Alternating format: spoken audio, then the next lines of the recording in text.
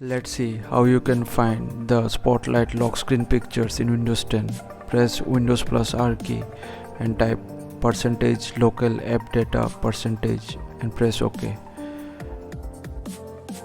From here, navigate to the location exactly as shown in the screen.